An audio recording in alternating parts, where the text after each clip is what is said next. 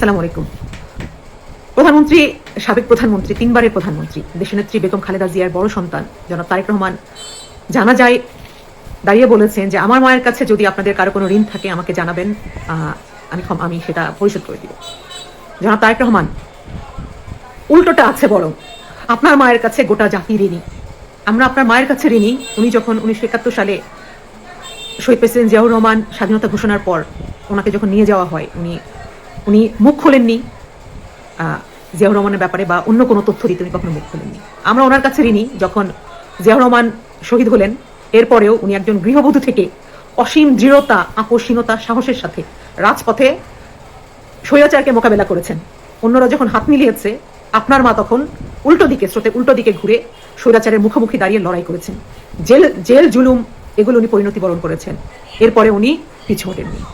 আমরা আপনার মায়ের কাছে ঋণী, উনি যখন 11 সরকারের মুখেও উনি যখন দেশ ছাড়েননি। আমরা আপনার মায়ের কাছে ঋণী, উনি যখন এরপরে অসংখ্যবার সুযোগ থাকা সত্ত্বেও নিজের সন্তানদের জীবন স্যাক্রিফাইস করেছেন। আমরা আপনার মায়ের কাছে ঋণী, উনি যখন আরাফাত রহমান কোকোর লাশ গ্রহণ করলেন দেশে বসে, তারপরেও বিদেশে যেতে রাজি হননি। আমরা আপনার মায়ের কাছে ঋণী, উনি যখন লন্ডনে ঘুরতে গেলেন আপনার কাছে সাথে, তারপরে উনি জানতেন যে দেশে ফিরলে ওনাকে জেল জুলুম এগুলি বরণ করতে হবে। এরপরে উনি দেশের মানুষের জন্য শুধুমাত্র জেল জীবন বেছে নিয়েছেন। আমরা আপনার মায়ের কাছে এরকম অসংখ্যভাবে ঋণী।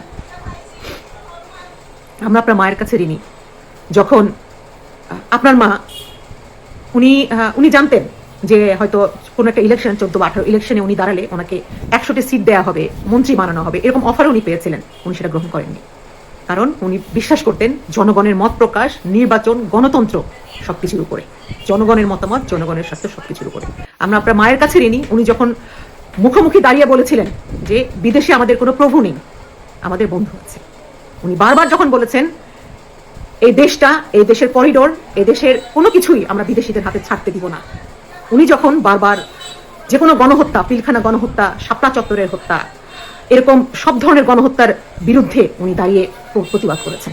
আমরা সবকিছুর জন্য আপনার মায়ের কাছে আমরা ওনাকে কোনো প্রতিদান দিতে পারিনি, কিন্তু আজকের ওনার জানা যায় দেশে যে 1.5 কোটির মতো জনসাধারণ শুধুমাত্র ভালোবাসার জন্য উপস্থিত ছিল। আমরা শুধু আশা করবো আল্লাহ তাআলা যেন এই জিনিসটাকে আল্লাহ তাআলা যেন এর বিনিময়ে, এই দোয়ার বিনিময়ে আল্লাহ তাআলা যেন ওনার কবরের আযাব মাফ করে দেন, ওনাকে যেন জান্নাতের খুব ভালো একটা জায়গায় স্থান দেন। ওনার ভুল ত্রুটি ছোটখাটো যাই থাকুক আল্লাহ যেন ক্ষমা করে দেন। আমরা আপনাদের কাছে ঋণী। জনাব তারেক রহমান, ভেঙে পড়বেন না। আমরা দেশবাসী আপনার সাথে আছি।